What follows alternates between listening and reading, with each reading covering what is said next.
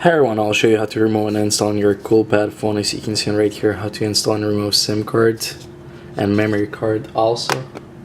So you need to pull in this corner right here, pull it up, and your back cover is gonna come off pretty easily.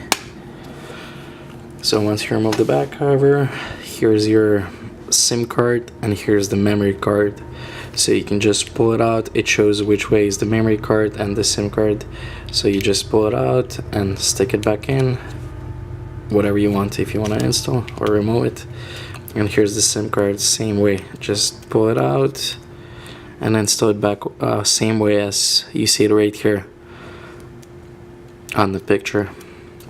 And install your back cover. Make sure the phone is completely off for the full functionality of your SIM card and memory card, and now you can turn it on. Thanks for watching. If you like this video, please like and subscribe for more videos, and bye bye.